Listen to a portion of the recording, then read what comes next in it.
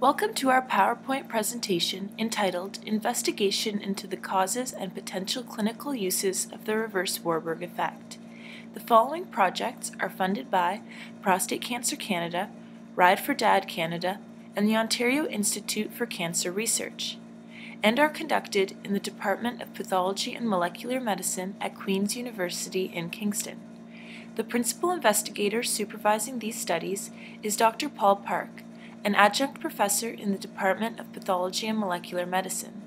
Dr. Park supervises two master's students, Alinka Georgescu, a second-year master's student whose project focuses on the clinical usefulness of reverse-Warburg-associated genes, and Akhil Ahmed, a first-year master's student whose project focuses on elucidating the factors that contribute towards the initiation of the reverse-Warburg effect. Prostate cancer is a disease during which a proportion of prostate cells lose control over their normal capacity for controlled growth and division and no longer function as healthy cells. As prostate cancer progresses, tumor cells acquire the ability to invade surrounding tissue. Highly aggressive cancers will go on to develop mutations that allow them to spread to other organs where they become very difficult to treat. Cancer's growth in these organs limits normal function, resulting in organ failure and eventually death. Prostate cancer is the most common cancer to affect Canadian men. According to Canadian Cancer Society statistics, in 2014 alone, there were 23,600 new cases of prostate cancer diagnosed in Canada and approximately 4,000 deaths, an increase from the previous year. If left untreated, approximately 1 in 8 cancers will spread and become deadly. Over the past 30 years, the implementation of blood-based PSA testing has allowed clinicians to catch prostate cancer earlier and earlier, leading to a significant rise in incidence rate. However, there has been limited improvement in mortality rate. Most prostate cancers are slow-growing, but a significant proportion of cancers progress more rapidly. Treatment success is therefore dependent on catching the cancer early while it is still confined to the prostate. Assigning a risk category to a patient at the time of diagnosis is based on results from blood-based PSA testing, the extent of spreading, and a biopsy score. A biopsy score, also known as a Gleason score, is a cancer grading system specific to prostate cancer that assigns numbers to different patterns of cancer. More aggressive cancers will be given higher numbers or grades.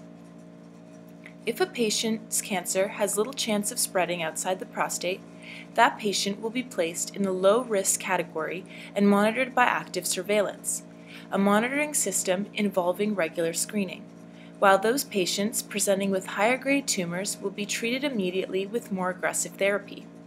Despite this management strategy and earlier diagnosis, mortality rate has remained the same as a result of the significant portion of high-risk cancers that continue to be placed in the wrong risk category at the time of diagnosis and that are allowed to progress untreated under active surveillance.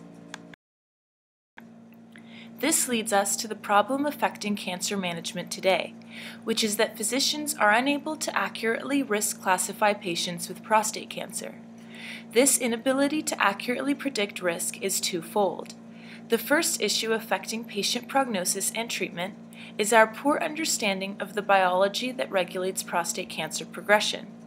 With our current knowledge, it is very difficult to understand which factors determine which low-risk cancers will become high-risk and which will remain low-risk over the course of a patient's lifetime. The second issue being biopsy inaccuracy or missampling. In 1 out of 4 cases, biopsy needles are able to sample higher volume, low-risk prostate cancer, but completely miss smaller volume, high-risk cancer. Because of this missampling, high-risk patients are placed under active surveillance where their cancer is allowed to progress untreated. Recently, mounting evidence suggests that changes in gene expression related to cell metabolism can promote tumorigenic processes and correlate with more aggressive tumors. Our lab is exploring the relationship between this deregulation in metabolism and prostate cancer tumors in greater detail. Metabolism is the sum of chemical processes in a cell required for survival. When the cell needs energy, molecules are broken down and converted into energy molecules that are used for cell functions. One of the main pathways to generate energy is glycolysis. In this pathway, one molecule of glucose enters the cell and is broken down through a series of events to produce two molecules of pyruvate. As a result of this pathway, the cell gains a small amount of energy. If oxygen is present, pyruvate enters into the Krebs cycle. The Krebs cycle is housed in a small cell compartment known as the mitochondria. By entering into the Krebs cycle, pyruvate allows for additional molecules to be formed and transferred to the mitochondrial electron transport chain. At the conclusion of the electron transport chain, the cell has produced large amounts of energy that can now be used for growth and other processes to ensure cell survival. Normal cells use these pathways to promote their health and controlled growth. When the links between these pathways are broken, it may lead to abnormal cell behavior. One such example is seen in cancer cells, and it is known as tumor metabolism. Tumor metabolism is a major hallmark of cancer. Recent advances in scientific research has indicated that communication between cancer cells and cells in the surrounding environment, known as stromal cells, help to drive tumor progression. This relationship is known as the Reverse-Warburg Effect. To initiate this relationship, cancer cells release stress signals in order to deregulate the energy metabolism in stromal cells. This results in stromal cells importing high levels of glucose and undergoing high rates of glycolysis to form the final product of the pathway, pyruvate. The mitochondria in stromal cells is damaged beyond repair and cannot be used for normal metabolism. Thus, pyruvate is converted into an end product of glycolysis known as lactate. Lactate is a key feature of cancer and is used as an indicator of tumor metabolism. Lactate, as well as other molecules such as building blocks and growth signals, are released by stromal cells into the surrounding environment. Cancer cells complete this relationship by importing these molecules released by stromal cells. Lactate is used to generate large amounts of energy, while growth factors and building blocks are used to support uncontrolled growth of cancer cells. The identification of key genes and molecules in this relationship may help to improve the diagnosis and determine prostate cancer prognosis with confidence. This information may also provide targets for drug therapy that may slow down cancer development. As of yet, the causes of this relationship are not fully understood, nor the key molecules that govern this relationship. Investigating what factors initiate and sustain this relationship is a crucial first step. Study 1 has been designed to investigate the causes of the Reverse-Warburg Effect. Is the Reverse-Warburg Effect caused by the genetic mutations and the makeup of cells, or is it caused by the low or high oxygen levels that are found in different parts of the tumor? Or is it caused by a combination of genetic mutations and the oxygen environment? In Aim 1, we will set out to investigate the causes that initiate the Reverse-Warburg Effect. Therefore, 3 different cell types that represent different levels of aggressiveness have been selected, ranging from highly aggressive prostate cancer cells, moderately aggressive prostate cancer cells, and normal prostate cells. These cells have different genetic mutations and characteristics which will inform us whether the causes of the Reverse-Warburg Effect are due to genetic differences. By placing these cells in standard and low oxygen conditions, we will know whether or not the reverse-Warburg effect is influenced by the environmental conditions found in tumors. These cancer cells will be placed in culture media, which is a liquid substance that contains nutrients for cells, to allow cancer cells to release signals into the media. This media will be used to treat sets of stromal cells. Lactate, an end product of glycolysis, is used as a measure of reverse-Warburg activity.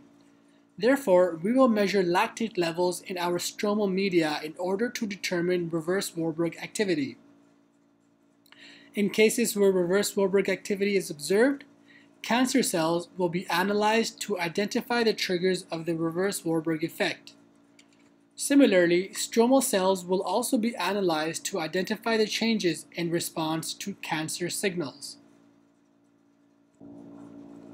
In AIM 2, we will complete the reverse-Warburg relationship by reciprocally treating cancer cells with media from our stromal cells that are undergoing the reverse-Warburg effect. This information will determine the response of cancer cells to stromal signals. To do this, we will use stromal cells with high reverse-Warburg activity to treat our 3 cancer cell lines in standard and low oxygen conditions. As both oxygen conditions are found in tumors, we will analyze the genetic response of both types of cancer cells. We expect this project will identify the causes that lead to the initiation of the reverse-Warburg effect and the significance to prostate cancer progression. These molecules may be used as drug targets in order to weaken cancer progression. This may help patients live longer and improve quality of life. We envision our research will equip healthcare workers with stronger tools to diagnose, give prognosis, and treat prostate cancer with confidence. Study 2 aims to look at the clinical uses of reverse-Warburg associated genes and the discovery of stromal-based biomarkers. Changes in gene expression related to cell metabolism have recently been shown to correlate with more aggressive tumors, leading us to hypothesize that reverse-Warburg associated gene expression changes can be useful in differentiating between high and low-risk prostate cancers in a clinical setting. Looking for biomarkers in the adjacent stromal tissue represents a particularly attractive prospect if these biomarkers can be used to locate nearby high-risk tumors that were not sampled during biopsy. Our gene signature will hopefully allow clinicians to still gain useful information from biopsy cores that do not sample the higher-risk tumor directly by increasing the available target size. Development of our reverse-Warburg effect gene signature will follow the classic steps of biomarker discovery. First, a targeted panel of reverse-Warburg effect associated genes will be identified. Next, stromal tissue regions bordering either high-risk or low-risk tumors from 60 patients will be dissected using a laser microscope and subjected to targeted gene expression analysis. The results of the gene expression analysis will then be coupled with statistical analysis to produce a gene signature capable of differentiating between high-risk and low-risk prostate tumors. Lastly, the gene signature will be tested on an independent group of patients to verify its sensitivity. The gene signature identified in this study has the potential to be used to stratify prostate cancer patients into true low-risk and true high-risk categories at the time of biopsy by detecting nearby unsampled higher-grade prostate cancer. Not only do the results of this gene signature have the potential to increase the efficacy of prostate biopsies, it also promises to reduce undertreatment of the disease by allowing clinicians and patients to make more informed treatment decisions. Together, the results of both Akil and Alinka's projects hope to further our understanding of prostate cancer progression and identify novel prognostic markers and drug targets aimed at advancing the treatment of prostate cancer.